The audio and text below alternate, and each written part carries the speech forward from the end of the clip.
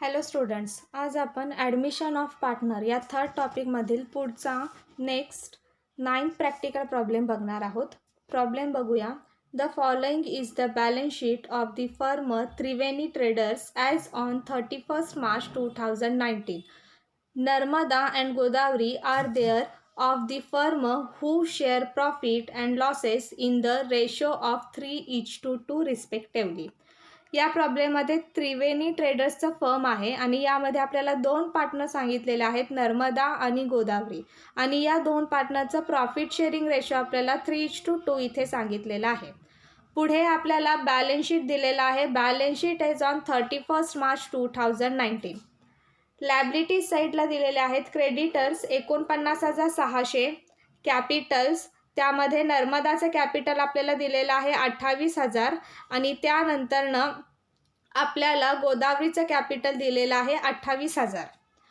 पुढे ॲसेट साईडला आपल्याला कॅश ॲट बँक दिलेली आहे 4,000, बिल्डिंग दिलेला आहे 20,000, मशिनरी आहे 28,000, फर्निचर आहे 1,200, स्टॉक आहे 16,400 आणि डेटर्स आहेत 36,000. म्हणजे अशा प्रकारे हे बॅलन्स शीट बोथ साईड 1,05,600 इथे टॅली झालेलं सांगितलेलं आहे.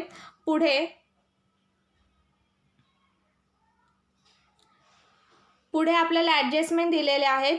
दे take Kaveri into partnership on 1st April 2019 the terms being. त्यानंतरनं 1/4/19 न्यू पार्टनर ॲडमिट झालेली आहे कावेरी. आता त्यातली पहिली ॲडजस्टमेंट आपल्याला दिलेली आहे. Kaveri shall pay ₹4,000 as per share of goodwill the amount to be retained in the business.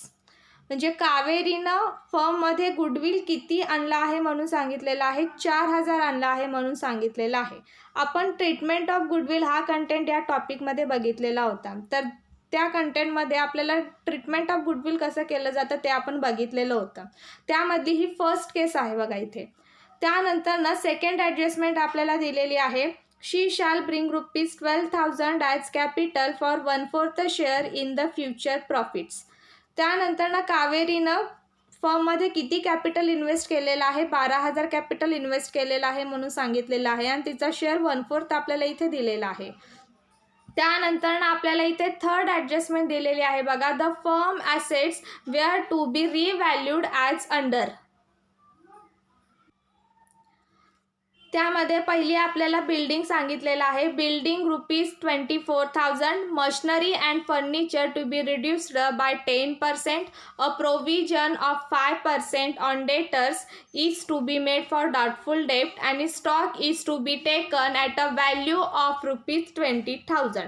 म्हणजे अशा प्रकारे तर इथे आपल्याला ॲसेटच्या त्या रिव्हॅल्यू इथे सांगितलेल्या आहेत.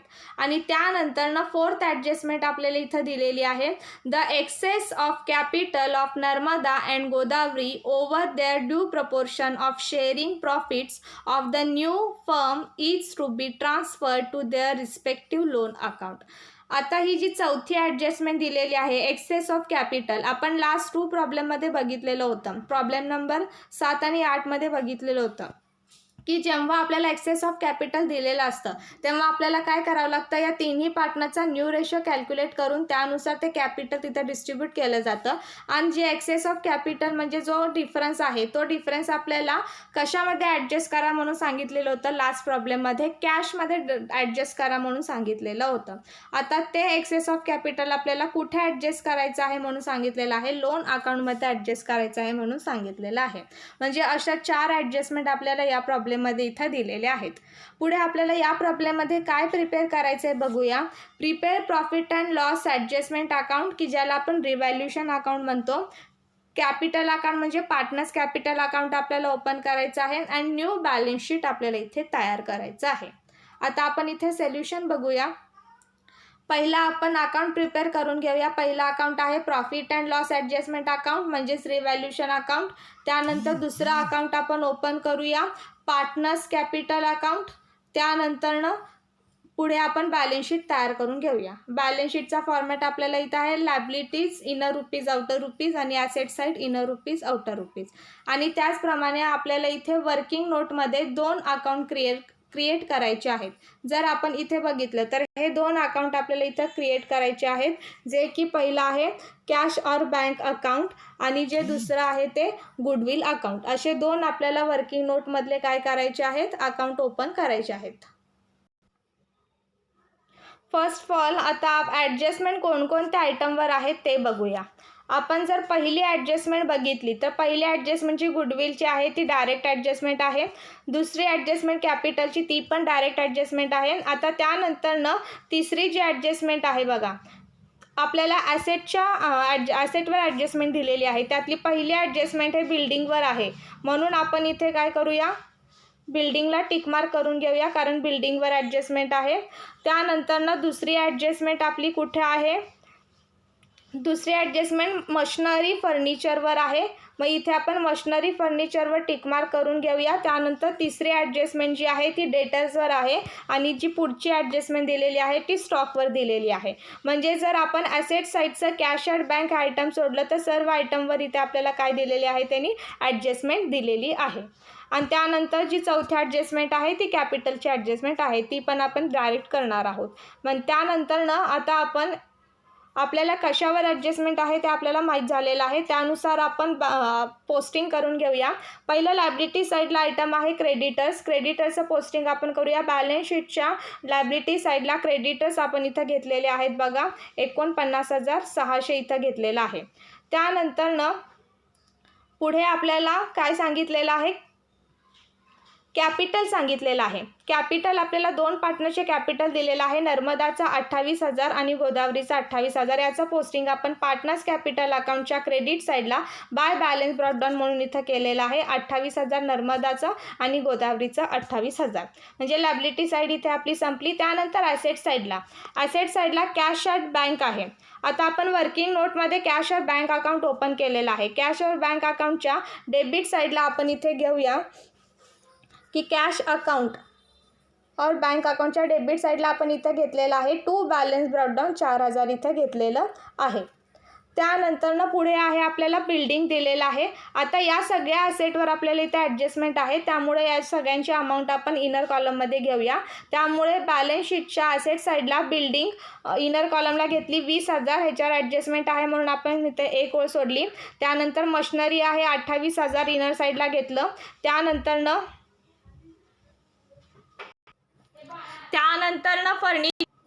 त्यानंतर फर्निचर आपण इथे इनर कॉलमला घेतलेलं आहे, त्यावर पण ॲडजस्टमेंट आहे 1200. त्यानंतरनं स्टॉक इथे आपण घेतलेला आहे 16,400 आणि डेटर्स आपण इथे इनर कॉलमला घेतलेला आहे 36,000. म्हणजे अशा प्रकारे आपण बॅलन्स शीटच्या लायबिलिटी आणि ॲसेट साईडला जेवढे आयटम होते त्याचा अगोदर आपण त्या अकाउंटला काय केलेलं आहे, पोस्टिंग करून इथं घेतलेलं आहे. आता त्यानंतर आपण इथे ॲडजस्टमेंट बघूया. इथं पहिली ॲडजस्टमेंट दिलेली आहे बघा, Kaveri shall pay ₹4,000 her share of goodwill the amount to be retained in business. जर आपण ट्रीटमेंट ऑफ गुडविल आपण बघितलेलं आहे कंटेंट, त्यामधली ही पहिली केस आहे बघा. म्हणजे कावेरीनं किती गुडविल आणलेलं आहे, 4,000 गुडविल आणलेलं आहे म्हणून सांगितलेलं आहे. यावेळेस इथे फर्स्ट केसमध्ये 2 एंट्री होतात. पहिली एंट्री होते कॅश टू गुडविल अकाउंट आणि दुसरी एंट्री होते goodwill to old partners capital account. त्यानुसार आपण इथे एंट्री करूयात. जर आपण पहिली एंट्री बघितली कॅश टू गुडविल अकाउंट, तर कॅश अकाउंटच्या डेबिट साईडला टू गुडविल अकाउंट किती आणलेलं आहे, 4,000. म्हणून कॅश अकाउंटच्या डेबिट साईडला टू गुडविल अकाउंट आपण इथे 4,000 घेतलं आणि गुडविलच्या क्रेडिट साईडला बाय कॅश अकाउंट 4,000 इथे घेतलं. त्यानंतर दुसरी जी एंट्री होते ती दुसरी एंट्री आहे goodwill to old partners capital account. म्हणून गुडविल अकाउंटच्या डेबिट साईडला to old partners capital account घेतलेला आहे 4,000 आणि पार्टनर्स कॅपिटल अकाउंटच्या क्रेडिट साईडला इथे येणार बाय गुडविल अकाउंट 4,000. आता 4,000 हे नर्मदा आणि गोदावरीच्या ओल्ड रेशोप्रमाणे आपल्याला डिस्ट्रीब्यूट करायचं आहे. आपण नर्मदा आणि गोदावरीचा जर रेशो बघितला ओल्ड, तर आपल्याला किती सांगितलेला आहे, 3:2 सांगितलेला आहे.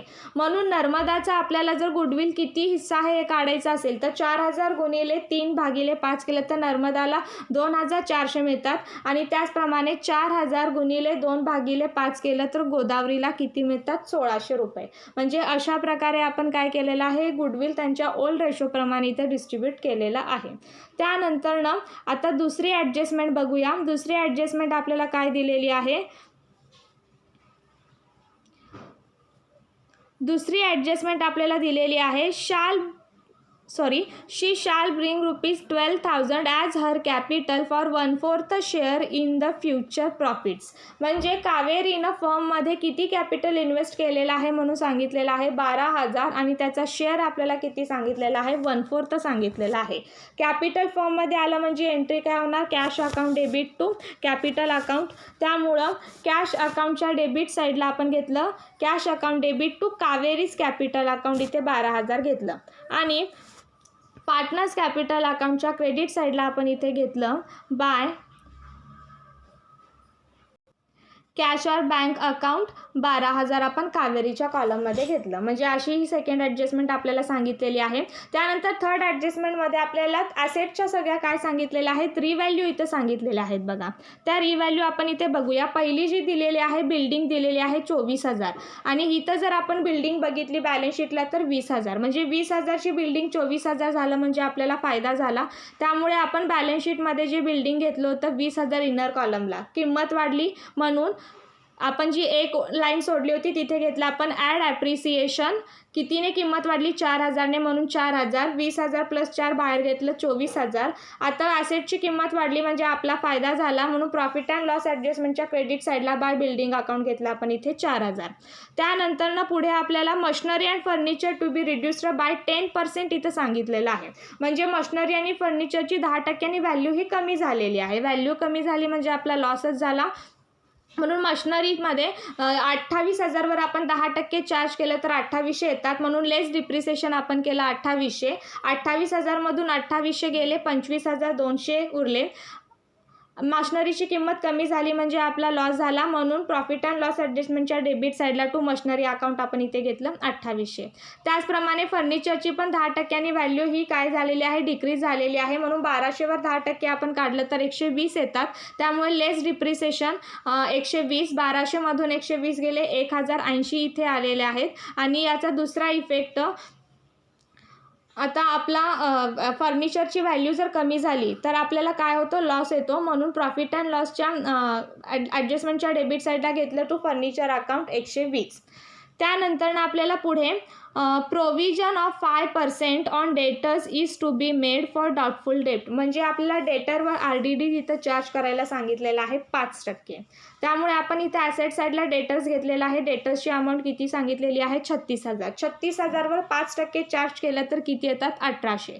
त्यामुळे लेस RDD आपण 1,800 केलं. 36,000मधून 1,800 गेले 34,200 राहिले.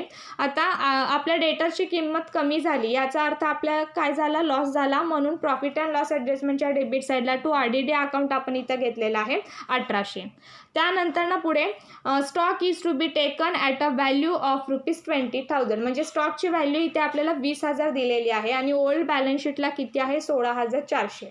म्हणजे 16,400ची व्हॅल्यू ही 20,000 झाली. म्हणजे किती ना स्टॉकची व्हॅल्यू आपली वाढलेली आहे, तर स्टॉकची व्हॅल्यू ही आपली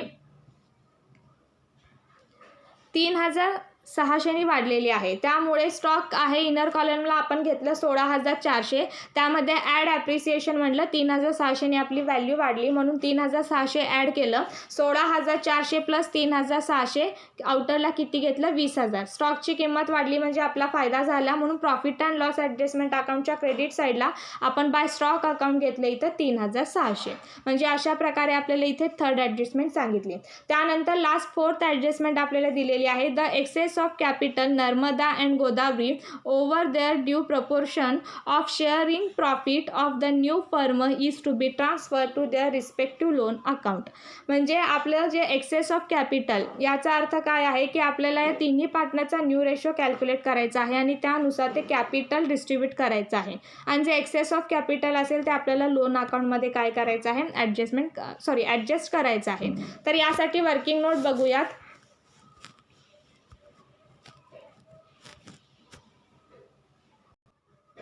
आपण इथं वर्किंग नोट बघूया. आता ओल्ड रेशो आपल्याला किती सांगितलेला आहे ओल्ड पार्टनरचा 3:2. आपण इथे घेतलं 3:2 आपल्याला इथं दिलेला आहे. आता न्यू रेशो आपल्याला तिन्ही पार्टनरचा जर कॅल्क्युलेट करायचा असेल तर आपल्याला काय करावं लागेल, या तिन्ही पार्टनरचा न्यू रेशो कॅल्क्युलेट करावा लागेल. त्यामुळे न्यू रेशोचा आपला फॉर्म्युला आहे new ratio is equal to old ratio into balance of 1. आता ओल्ड रेशो आपल्याला माहिती पण बॅलन्स ऑफ 1 आपल्याला माहीत नाही, त्यामुळे ते आपल्याला कॅल्क्युलेट करावं लागेल. म्हणून बॅलन्स ऑफ 1 कॅल्क्युलेट करण्यासाठी फॉर्म्युला काय आहे, 1 मायनस न्यू पार्टनर शेअर. आता न्यू पार्टनर शेअर आपल्याला किती सांगितलेलं आहे प्रॉब्लेममध्ये, 1/4 सांगितलेलं आहे. म्हणून 1 मायनस 1/4. आता 1 मायनस 1/4 केलं तर आपल्याला बॅलन्स ऑफ 1 किती मिळते, तर 3/4 हा बॅलन्स ऑफ 1 आपल्याला मिळाला.